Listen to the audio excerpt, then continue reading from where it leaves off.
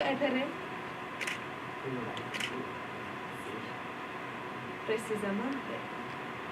What is it? What is it he's suggesting? See him at the theatre. Of course, I'd forgotten. You're a brilliant court composer. I said nothing. Now I must tell you I resent this extremely. Mozart is writing some things that there is far too much Italian chittero-chattero at this court. Now inform me of what was just said at once. Pazienza, my dear Chamberlain. Pazienza. Just wait and see.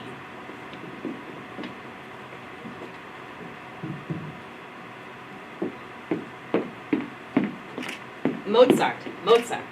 Yes, sir, Director. A word with you, please. Right away. Certainly. What is it? I would like to see your score of Figaro. Oh, yes. Why? Just bring it here to me, into my hand, please. Now, tell me, did you not know that His Majesty has expressly forbidden ballet in his operas? Ballet? Such as occurs in your third act. That is not a ballet, Herr Director. It is a dance at Figaro's wedding. Exactly. A dance. But the Emperor doesn't really prohibit dancing when it's part of the story. He made that law to prevent insertion of ballet like in French operas, and quite right, too. It's not for you, Emma Mozart, to interpret the Emperor's edicts, merely to obey them. What are you doing? What are you doing, Excellency? Taking out what never should have been put in. Now, sir, perhaps in the future you will obey imperial commands. But if all that goes, there'll be a hole right at the climax of the story. Salieri! This is Salieri's idea! Don't be absurd! How did he think of that? Nothing I had done so far could give him that idea on his own. Was it God who had given him the idea? It's a conspiracy. I can smell it! I can smell it! It's a conspiracy! Control yourself! But what am I to do? The first performance is 2 days off! Write it over. That's your forte. It's not running at speed. Not when the music's perfect. Not when it's absolutely perfect as it is. I shall appeal to the Emperor. I'll go to him myself. I'll hold a rehearsal especially for him. The Emperor does not attend rehearsals. He'll attend this one. Make no mistake, he'll come to this one. And then he'll deal with you. This issue is simple. Write your act again today, or withdraw the opera. That's final. Shit. Sneaky. Clicky. Count Rossini, Rosen, shit. Rosencliff. I'll hold a rehearsal. You'll see. I'll hold a rehearsal and the Emperor will attend. You'll see. You'll see. You'll see. I am forbidden. But of course you know already. Know what? No matter. Mozart, permit me. If you wish, I'll speak to the Emperor myself. Ask him to attend a rehearsal. You wouldn't. I cannot promise he'll come, but I can try. Sir! No, please. Needless to say, I did nothing whatever the matter. Yet, to my total stupefaction, in the middle of last rehearsal of Figaro next day, Fates and fireworks, gentlemen, good afternoon. entirely against his usual practice, the Emperor appeared. I cannot wait for this, Mozart, I assure you. Je prévois des merveilles. Majesty. Was this proof God finally decided to defend Mozart against me? Was he engaging with me at last? I'm so grateful to you. I cannot express. Please, hush, say nothing. One thing about the event seemed more than coincidence.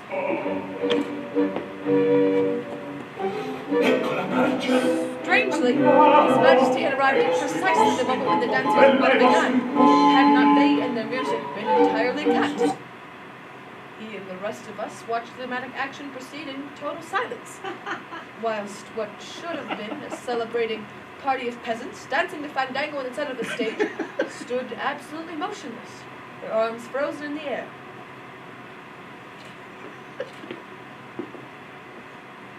I don't understand. Is it modern? No, Majesty. Then what? The Air Director has removed a dance that would have occurred at this point. Why was this done? It is your own regulation, sire. No ballet in your opera. This is not a ballet, Majesty.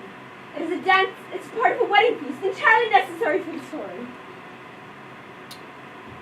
Well, it certainly looks very odd the way it is.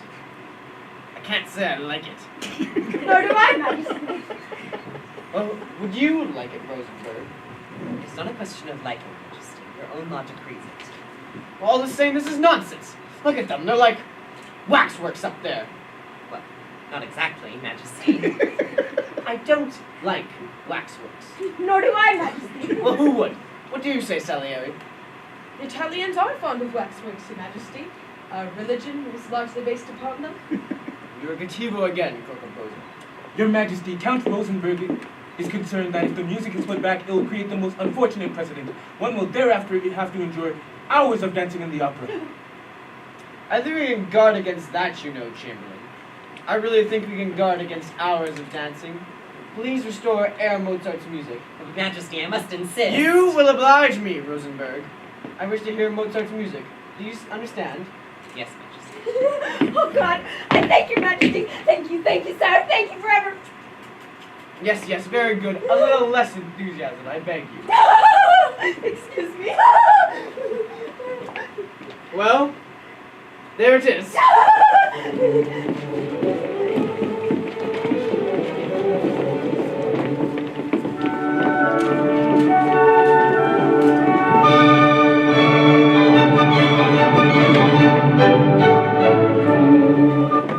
And so Figaro was produced, in spite of all my efforts.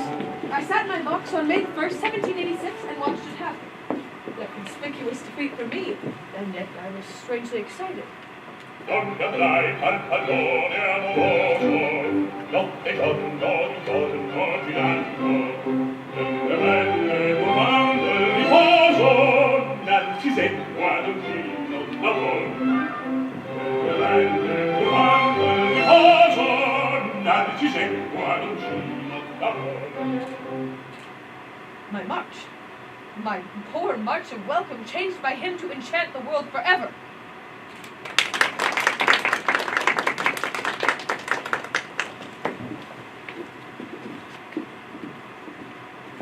Almost in your style of last bit, but more vulgar, of course. Far more obvious than you would ever be. Exactly.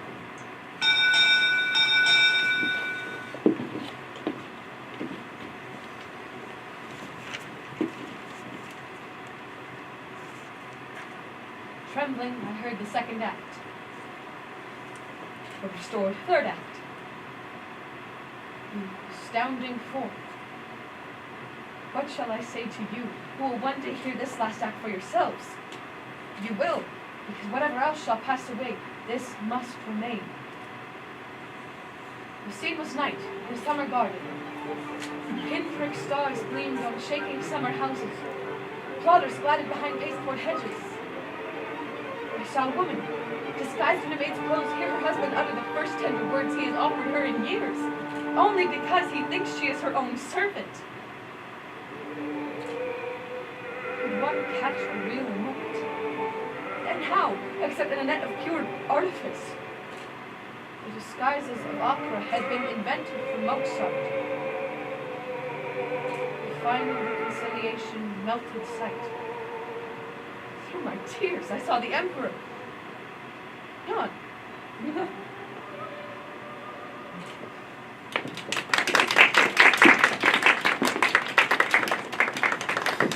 Most ingenious, Mozart. You really are coming along nicely. I do think we must omit encores in the future. It really makes things far too long. Make a note, Rosenberg. Majesty. Gentlemen, good night to you. Strack, attend me.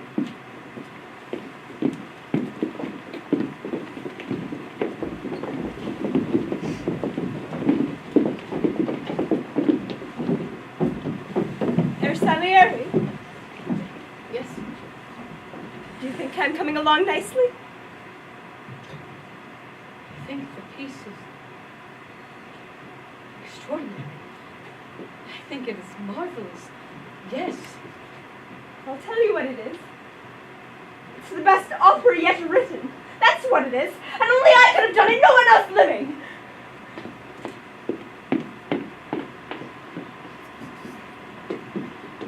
Rosenberg is furious.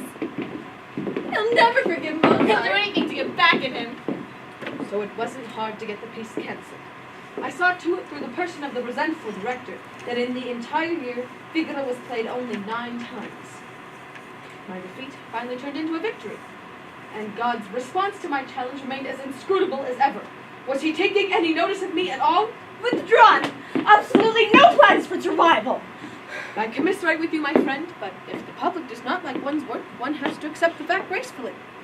And certainly they didn't. It's too complicated. Too tiresome. All those weird harmonies. You never a good bang at the end of the song, so you want to clap.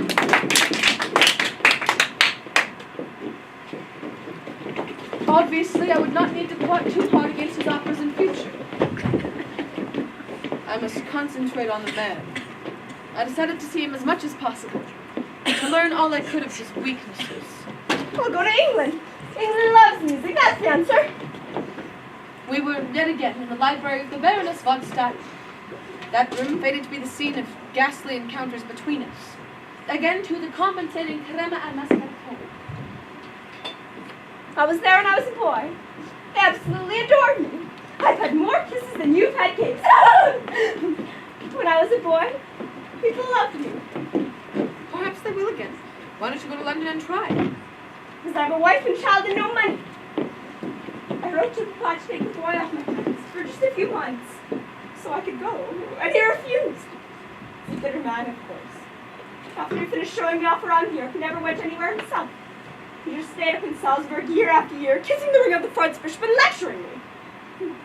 The real thing is, you see, he's jealous. He'll never forgive me for being cleverer than he is. I'll tell you a secret.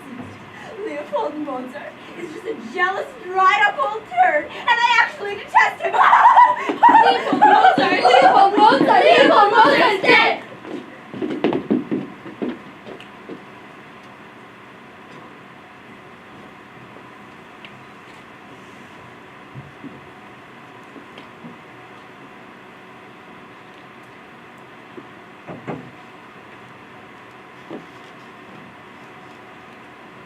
Do not despair. Death is inevitable, my friend. How will I go now? What do you mean? In the world, there's no one else. No one who understands the wickedness around. I can't see it.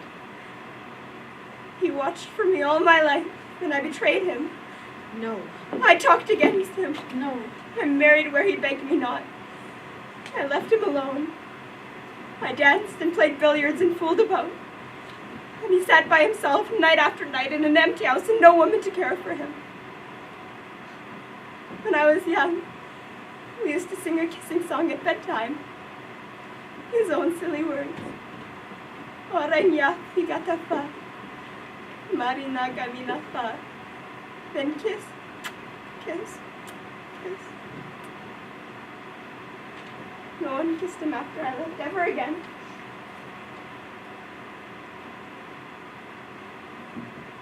Wolfgang. My dear Wolfgang. Lean upon me. If you care to, lean upon me.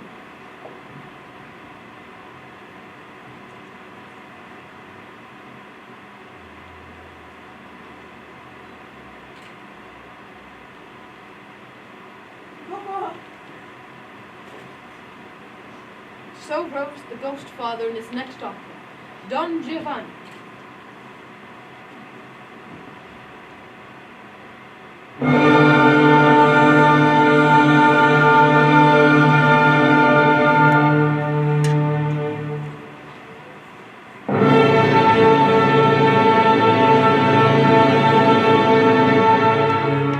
Father more accusing than any in opera. So rose the figure of a guilty libertine cast into hell. I looked on, astounded, as from his ordinary life he created his art. We were both ordinary men, he and I. Yet he from the ordinary created legends, and I from legends created only the ordinary. Could I not have stopped my war? Shown him some pity? Oh yes, my friends, at any time. If he above had shown me one drop of it. I heard my music calmed in convention, not one breath of spirit to lift it off the shallows. And I heard his, month after month, the spirit singing through it unstoppable to my ears alone. I heard his comedy of the seduction of two sisters, così fan tutte, thus do all women.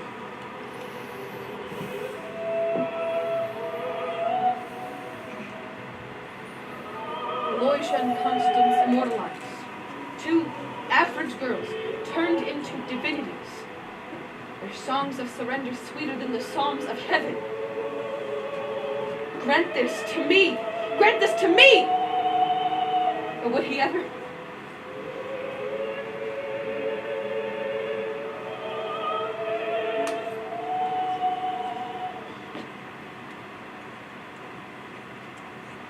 The creature's gleeful snigger was the laughter of God. How could I end it? Quickly. Destitution. Reduce the men to destitution. Starve out the god.